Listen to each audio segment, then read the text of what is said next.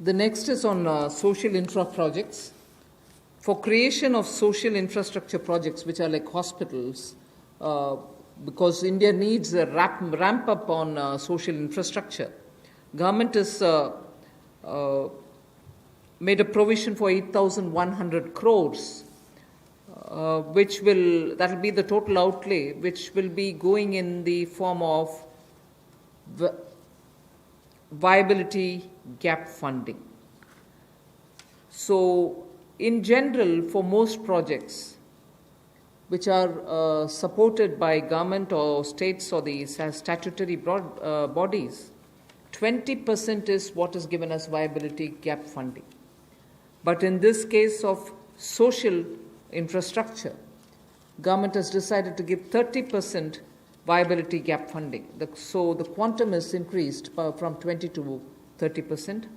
Through this, we expect that the urgent requirement for social infrastructure all over the country is not just going to be developed by government, but also private enterprises will come in because of this viability gap funding which we want to provide, and that is an increased viability gap funding.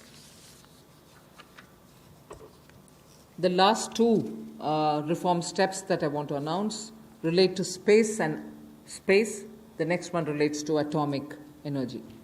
First, in space, you know that India has had the benefit of an extraordinary institution such as the ISRO. ISRO has brought the nation a lot of laurels.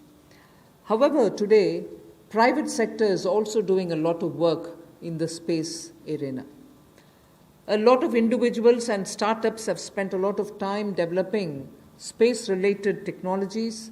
Unfortunately, because of the Indian regulations, they are even unable to use ISRO's available facilities for even testing their products.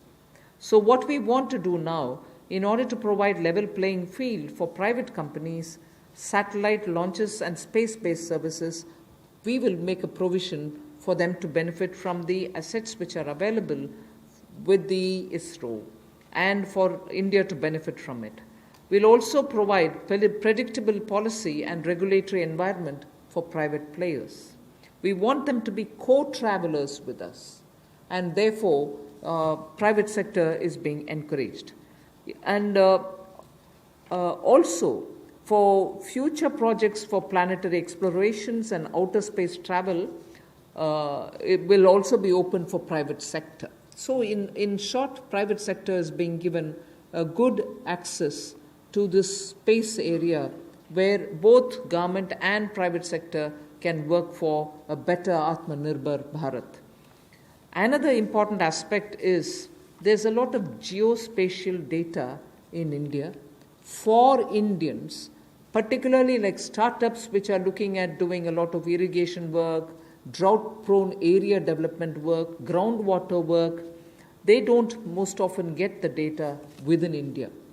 They go getting it from abroad, data about India, paying through their nose for some good work that they do for India itself. So a liberal geospatial data policy is something which we like to work, and we want to provide remote sensing data to tech entrepreneurs, but of course with a lot of sense of caution, because this is a very sensitive area. We want to also give the benefit and the advantage to the Indian startups who are also doing pioneering work.